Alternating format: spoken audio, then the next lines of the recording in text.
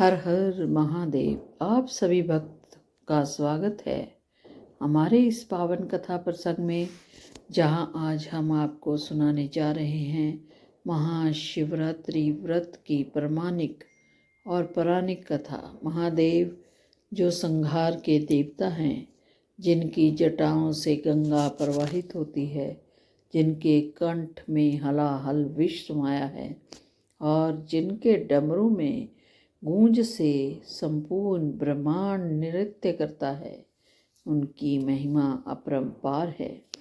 महाशिवरात्रि सिर्फ एक पर्व नहीं है, यह एक आध्यात्मिक यात्रा है जो हमें शिव तत्व को समझने और उनकी कृपा प्राप्त करने का अवसर देती है। लेकिन यह पर्व मनाने की परंपरा की शुरुआत कैसे हुई, क्यों इसे शिवरात्रि कहा जाता है और शिवरात्रि के व्रत से क्या फल प्राप्त होते हैं, इन सभी प्रश्नों के उत्तर जानने के लिए हमारे साथ इस कथा को अंत तक जरूर सुने।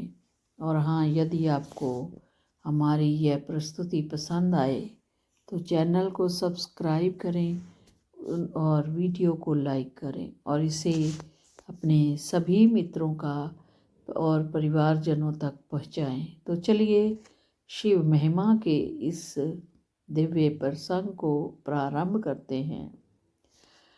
तो महाशिवरात्रि का महत्व क्या है और इसकी उत्पत्ति क्या है। महाशिवरात्रि हिंदू धर्म के सबसे पवित्र व्रतों में से एक है।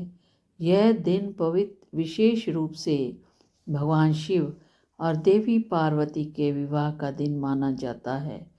पौराणिक कथाओं के अनुसार इस दिन समय भगवान शिव ने देवी पार्वती को अपनी अर्धांगिनी के रूप में स्वीकार किया था।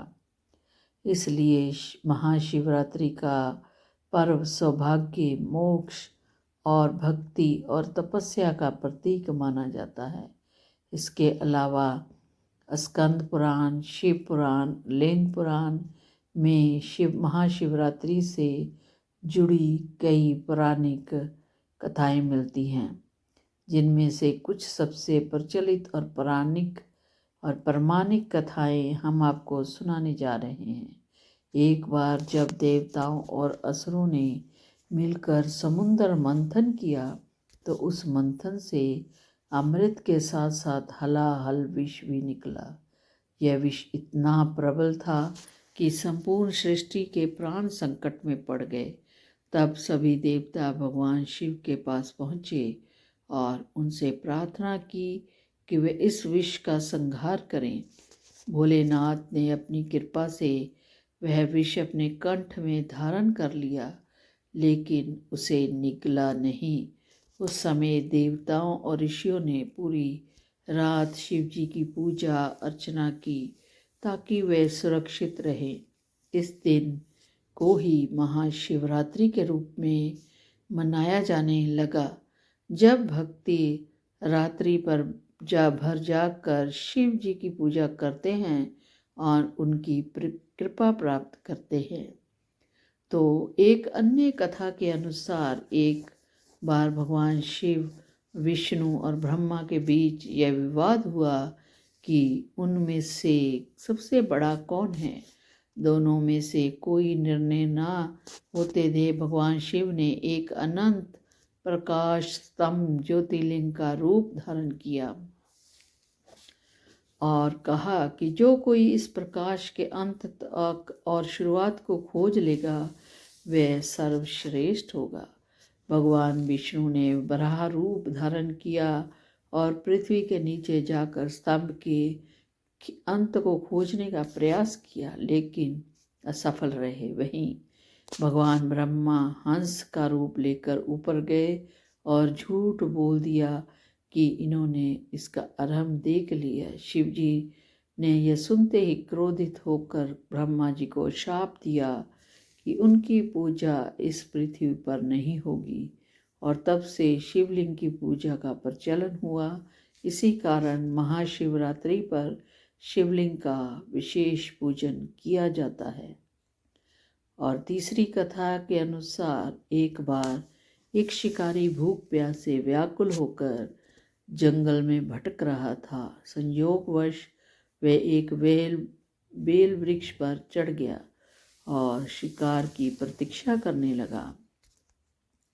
उसके पास कोई जल नहीं था तो वह वृक्ष की टहनियों को तोड़कर नीचे गिराने लगा। वहाँ एक शिवलिंग स्थापित था जिस पर बिल्व वृक्ष गिरते ही अनजाने में ही उसकी पूजा हो गई। रात्रि भर जागरण करने और अनजाने में शिव आराधना करने के कारण उसने पूर्व जन्मों के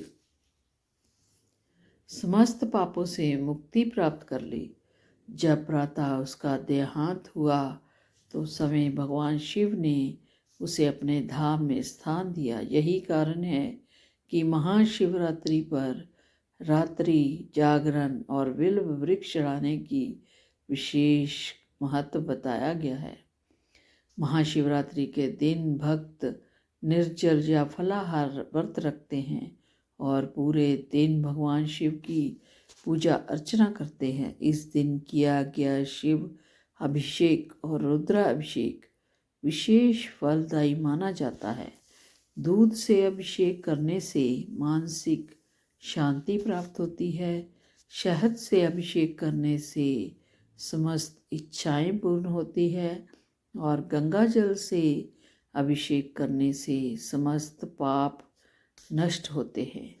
बेल पत्र अर्पण करने से भगवान शिव अत्यंत प्रसन्न होते हैं। जो भक्त इस दिन सच्चे मन से महादेव की आराधना करते हैं और उन्हें भौतिक और आध्यात्मिक सुखों की प्राप्ति होती है। तो भक्तों, अब आपने सुनी महाशिवरात्रि व्रत की प्रामाणिक और पौराणिक कथा। यह दिन हमें त्याग, तपस्या और भक्ति और मोक्ष का मार्ग दिखाता है। यदि हम सच्चे मन से भगवान शिव की आराधना करें तो वे हमें अपने दिव्य आशीर्वाद और कृपा से कृतार्थ कर सकते हैं। तो इस महाशिवरात्रि पर शिव जी के चरणों में समय को समर्पित करें और उनका आशीर्वाद प्राप्त करें। यदि आपको यह कथा पसंद आई हो तो कृपया हमारे चैनल को सब्सक्राइब करें, वीडियो को लाइक करें और अपने परिवारजनों के साथ यह साझा करें और इस कथा को जरूर सुने और सुनाएं। आप सभी को महाशिवरात्रि की हार्दिक शुभकामनाएं। हर हर महादेव, हर हर महादेव। शिव शंकर को प्रणाम। ओम शिवाय नमस्तुभ्यम, ओम शिवाय नमस्तुभ्यम, ओम शिवाय नमस्तुभ्यम, ओम शिवाय नमस्तुभ्यम, ओम शिवाय नमस्तुभ्यम, ओम शिवाय नमस्तुभ्यम, ओम शिवाय नमस्तुभ्यम, ओम शिवाय नमस्तुभ्यम।